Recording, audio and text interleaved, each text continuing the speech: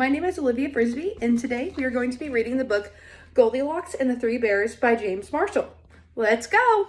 Goldilocks and the Three Bears, retold and illustrated by James Marshall. A Puffin picture book. Once there was a little girl called Goldilocks. "What a sweet child," said someone new in town. "That's what you think," said a neighbor.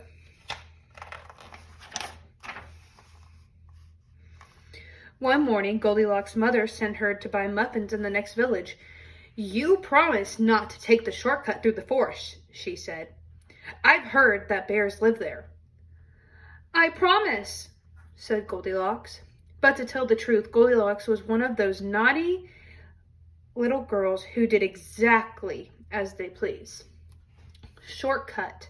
Danger. Very risky. Not a good idea. Turn back and go the other way. Meanwhile, in a clearing deeper inside the forest, in a charming house all their own, a family of brown bears was sitting down to breakfast.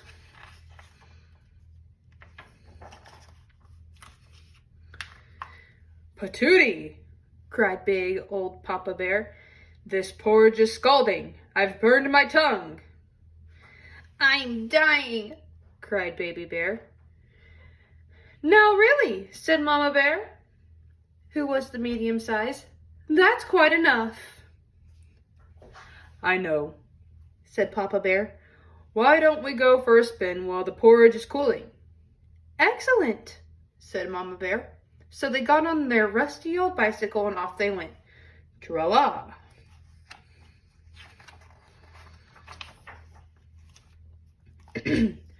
A few minutes later, Goldilocks arrived at the bear's house. She walked right in without even bothering to knock. On the dining room table were 3 inviting bowls of porridge. "I don't mind if I do," said Goldilocks, helping herself to the biggest bowl.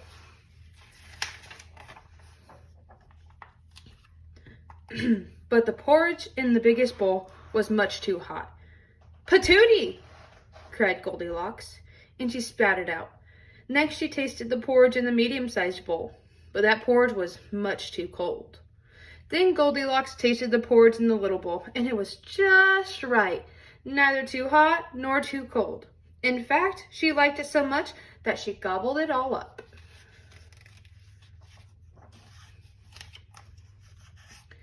Feeling full and satisfied, Goldilocks thought it would be great fun to look around. Right away, she noticed a lot of coarse brown fur everywhere. "They must have kitties," she said. In the parlor, there were 3 chairs.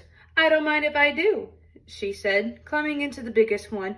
But the biggest chair was much too hard, and she just couldn't get comfortable.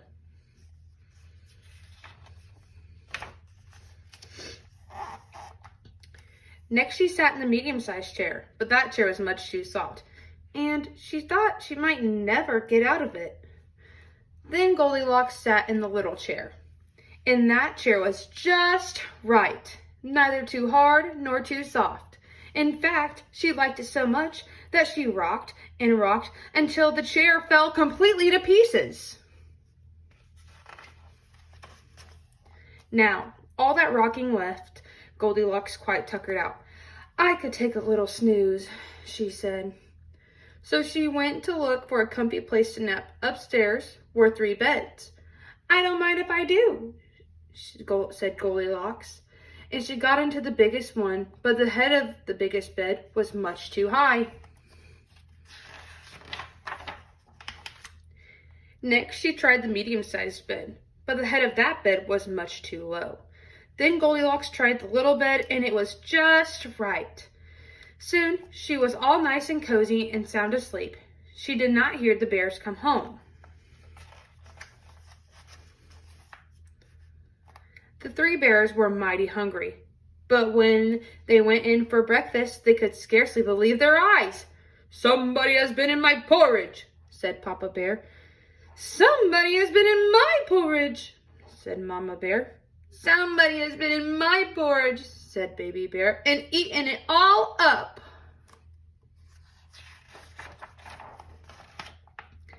In the parlor, the three bears were in for another little surprise. "Somebody has been sitting in my chair," said Papa Bear. "Somebody has been sitting in my chair," said Mama Bear. "Somebody has been sitting in my chair," said Baby Bear, "and broken it to smithereens."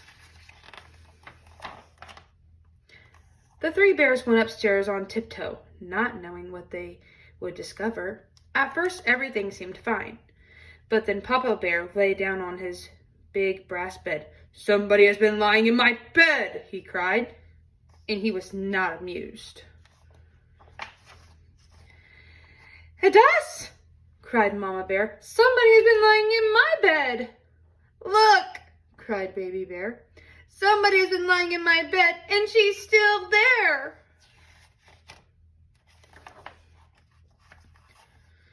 "Now see here!" cried Papa Bear. Goldilocks woke up with a start, and her eyes nearly popped out of her head. But before the bears could demand a proper explanation, Goldilocks was out of bed, out the window, and on her way home. "Who was that little girl?" cried Baby Bear. "I have no idea," said Mama Bear, "but I hope we never see her again." And they never did. The end. Hi, thank you for listening to my read-along of Goldilocks and the Three Bears, illustrated and written by James Marshall. I hope you guys really enjoyed the story. Thank you!